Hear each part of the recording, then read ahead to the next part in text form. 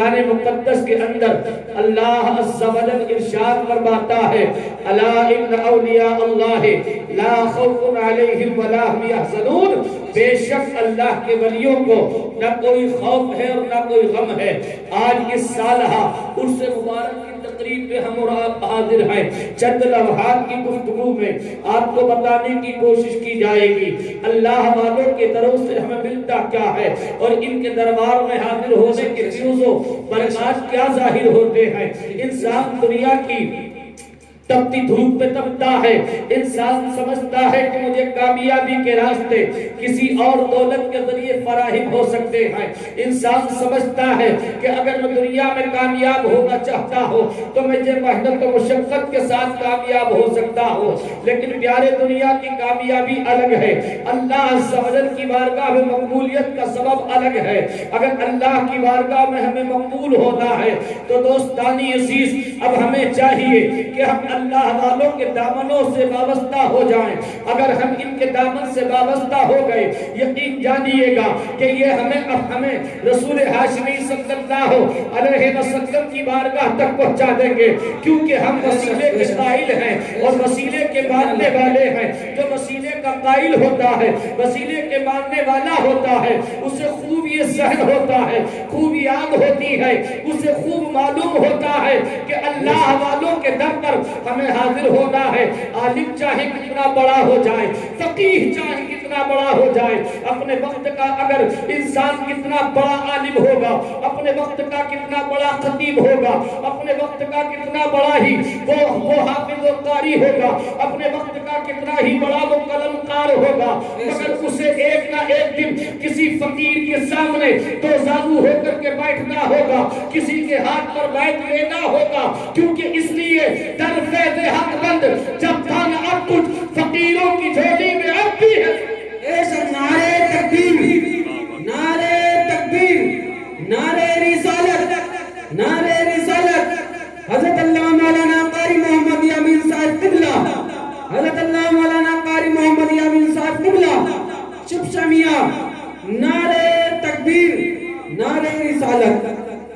یہاں پر واضح طور پر معلوم ہے کہ انسان صوفی صاحب کتنا بھی بڑا عالم کیوں نہ ہو جائے، قلم کار کیوں نہ ہو، فقیہ اور مفتی کیوں نہ ہو، ایک نہ ایک دن اس کو بیعت کے لیے ایک فقیر کے سامنے زانوئے ادب طے کرنا ہو۔ دوستانی عزیز، فقیر کیا ہے؟ فقیر کس کو کہتے ہیں؟ کون ہوتا ہے فقیر؟ ایک 2 منٹ کی گفتگو میں آپ کو بتا کر کے گزر جاؤ۔ بغداد معلیٰ کی سرزمین پر سرکار حضور غوث اعظم رضی اللہ تعالیٰ کی شخصیت سے پہلے، آپ کی واسط سے پہلے، آپ کے تشریف لانے سے پہلے ایک اللہ کے ولی گزرے ہیں جن کا نام ہے حضرت سیدنا شیخ جنید بغدادی رضی اللہ تعالیٰ۔ شیخ جنید بغدادی اپنے وقت کے پہلوان تھے۔ تاریخ بتاتی ہے شیخ جنید بغدادی اب جب سے آپ پیر مرشد کی بارگاہ میں آئے اور ایک آل رسول کے ذریعے آپ کی زندگی میں تبدیلیاں آئی، آپ کی کرامات اور آپ کے مجاہدات کا عالم یہ تھا کہ آپ کے تعلق سے تاریخ میں آیا کہ آپ پانی پر مصلی بچھا کر کی عبادت کیا کرتے تھے۔ دریا میں آپ کو اگر عبور کرنا ہے، پار کرنا ہے تو کسی کشتی کے محتاج نہیں ہے، بلکہ آپ پانی پر مصلی بچھا دیے تھے اور وہ مصلی تیرتا یعنی کہ کشتی کا بھی کام کرتا تھا اور اس پر مصلی پر آپ نماز بھی پڑھ لیا کرتے تھے۔ پانی پر مصلی بچھا کر شیخ جنید بغدادی رضی اللہ تعالیٰ ایک روز آپ دریا کے کنارے، آپ نے دریا کے اندر اپنے مصلی کو بچھایا اور نماز کے لیے نیت کرنے والے ہیں کہ اتنی دور سے دوسرا کوئی مسافر آیا اور تو دور سے تمیز نہ کر سکا کہ مسلح پانی پر بچھا ہے یا کوئی ملاح کشتی لے کر جانے کو تیار کھڑا ہے۔ جب وہ قریب آیا اس نے دور سے کہا اے ملاح ذرا ٹہل جا، مجھے بھی کشتی سے دریا کو عبور کرنا ہے، پار کرنا ہے۔ حضرت سیدنا شیخ جنید بغدادی نے مصلح کو حکم دیا تو مصلح وہیں ٹھہر گیا۔ کھڑے ہیں آپ، بڑی ڈنکے کی چوٹ پر یہ تاریخ بیان کر کے گزر رہا ہوں کہ شیخ جنید بغدادی رضی اللہ تعالیٰ عنہ کو جب قریب آ کر کے دیکھا تو وہ کنارے پر ٹھہر گیا، کہا حضور معافی چاہتا ہوں، میں نے کسی ملاح کو سمجھا تھا کہ کشتی لے کر کے جانے کو تیار ہے، لیکن مسلح پر کھڑے ہو کر کے دریا کو پار کرنا یہ آپ ہی کا کمال ہے۔ بے شک، سبحان اللہ۔ میں تو کشتی کا انتظار کروں گا، جب کشتی آئے گی، جب اس میں سوار ہوگا، اس کے بعد مجھے جانا ہے۔ شیخ جنید بغدادی رضی اللہ تعالیٰ نے کیا خوب فرمایا،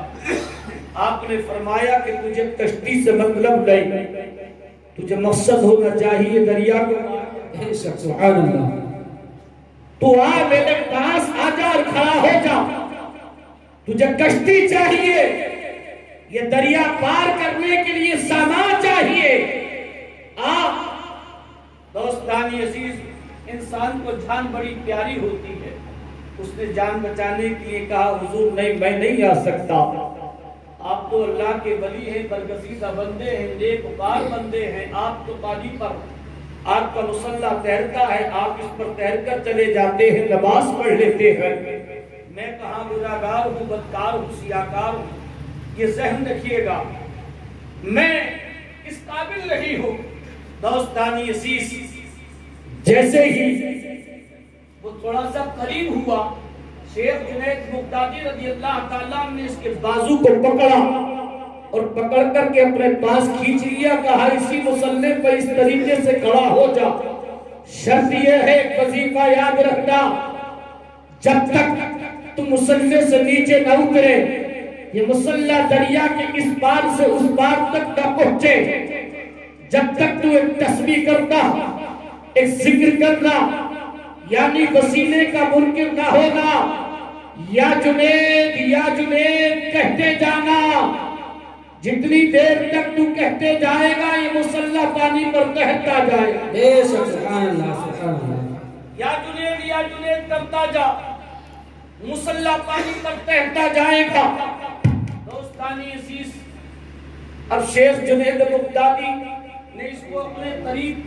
کھڑا کر لیا، ایک مسلح ہے، دیکھیے نبی انبیاء کی جانب سے اگر صادر ہو جو عقل میں نہ آئے اس کو معجزہ کہتے ہیں، بے شک، سبحان اللہ۔ اور ولی اللہ کی جانب سے جو صادر ہو جو عقل میں نہ آئے اسے کرامت کہتے ہیں۔ بے شک، سبحان اللہ۔ عقل میں آ جائے تو کرامت کام کی چیز نہیں ہے، اور جس کو عقل قبول کر لے دوستانی عزیز وہ کرامت نہیں، جو عقل قبول نہ کرے، جو عقل میں نہ آئے۔ دو سواری ہے، ایک مسلح ہے، پانی پر تہتا ہے، تہتا جاتا ہے مسلح، آپ تہتے جاتے ہیں اور وہ یا جنید کرتا جاتا ہے۔ اب اس کے بیچ دریا کو پار کرنے کے بعد اس کے ذہن میں خیال پیدا ہوا کہ یا جنید تو میں فری میں کر رہا ہوں، مسلح تو آپ ہی آپ تہر رہا ہے، لہذا جنید کا نام نہ لے کر میں جنید نہ کہہ کر یا خدا یا اللہ کہنے لگوں، کیونکہ جنید کا نام لینے سے کیا فائدہ، رب ذوالجلال کا نام لیا جائے، اللہ کی تسبیح کی جائے، یا اللہ کہنا شروع کر دوں۔ دوستانی عزیز، جیسے ہی یہ وسیلے کا منکر ہوا اور خدا پاک کی تسبیح اس نے کرنا شروع کی، اور یا جنید اس نے اپنی زبان سے بیعت کیا، مسلح بیٹھنے لگا، جس حصے پر یہ بیٹھ کھڑا تھا وہ حصہ ڈوبنے لگا، حصہ ڈوبتا جاتا، شیخ جنید بغدادی نے اس کا بازو پکڑا اور پکڑ کر کے کہا کیا وسیلے کا منکر ہو گیا ڈوب جائے گا؟ بے شک جو وسیلے کا منکر ہوتا ہے واقعی ڈوب جاتا ہے۔ بے شک دنیا میں چاہے کتنی ترقی کرے، کتنا مال دولت اموال لگا دے، لیکن اللہ کی قسم اگر کامیابی چاہیے ہمیں تو اللہ والوں کے دروں پہ حاضر ہونا، بے شک سبحان اللہ، ان کے دامنوں سے وابستہ ہونا ہو۔ بے شک اب سوال پیدا ہوتا ہے کہ مولانا اللہ کا نام لینے سے ڈوبنے لگا اور بندے کا نام لینے سے اچھل گیا، یہ بات سمجھ میں نہیں آئی تو ایک لمحہ ٹھہریے۔ شیخ جنید بغدادی نے اس کا بازو پکڑا اور اوپر اٹھا لیا کہ غرق ہو جائے گا، ٹھہر جا، وسیلے کا ممکن نہ ہو یا جنید یا جنید۔ پھر کہنے لگا، کیونکہ جب انسان ڈر جاتا ہے تو پھر بڑی شدت کے ساتھ وہ محبت کا اظہار کرتا ہے، بڑی محبت کے ساتھ ہر سانس کا خنخور اس کا یا جنید کر رہا تھا۔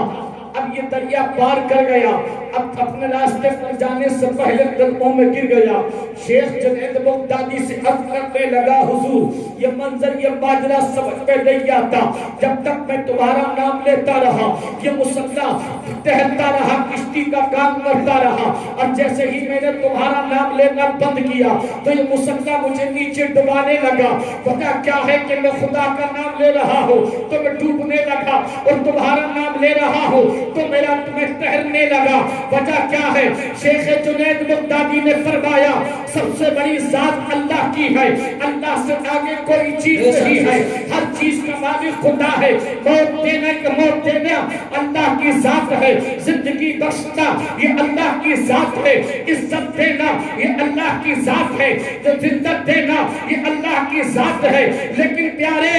اگر تو جو ڈوبنے لگا تھا اس میں کمی کسی اور کی نہیں تیری ہے، اس لیے کہ تو ابھی تک جنید کے پاس تک نہ پہنچا تو خدا تک کیسے پہنچ گیا؟ اب تو جنید کی بارگاہ میں آ جا، جنید تجھے اللہ تک پہنچا دے۔ نعرہ تکبیر، نعرہ رسالت، حضرت اللہ مولانا قاری محمد یامین صاحب قبلہ، نعرہ تکبیر۔ پہلے تو جنید کی بارگاہ میں آ جا، جنید تجھے خدا کی بارگاہ تک پہنچا دے گا۔ در میں حق بند جب تھا نہ اب کچھ، فقیروں کی جھولی میں اب بھی ہے سب کچھ، یہ اللہ والے دیتے ہیں سب کچھ، چاہے اس سے مانگنے کا ڈھنگ ہو کچھ۔ یہ آخری بات میں آپ کو بتا دوں کہ یہ ہم نے اس مقدس کی محفل میں شریک ہوئے، زائرین نے عقیدت اور محبت ادب و احترام کے ساتھ شاہ فیصل صاحب کی دعوت پر یہ اللہ کے مقدس گلی کی بارگاہ میں ہم لوگ حاضر ہیں۔ اب زمانہ اس کے تعلق سے کیا کہتا ہے ہمیں معلوم نہیں ہے، ہمیں وہ معلوم ہے جو ہمارا دل کہتا ہے۔ شاعر نے بڑے پیارے انداز میں کہا، میں صاحب سجادہ کی جانب سے اس کو پڑھ رہا ہوں، کیوں سمجھیے کہ زبان میری ہے، کہنا ان کا ہے، میں ان کا وکیل بن کر کے آپ تک پہنچا رہا ہوں۔ کیا زمانہ کچھ کہے دیوال اپنی جان دے دے گے، زمانہ کچھ کہے دیوال اپنی جان دے دے گے، مگر دامن نہ چھوڑے گے تمہارا یا رسول اللہ، مگر دامن نہ چھوڑے گے تمہارا یا رسول اللہ۔ میں صاحب سجادہ شاہ فیصل صاحب سے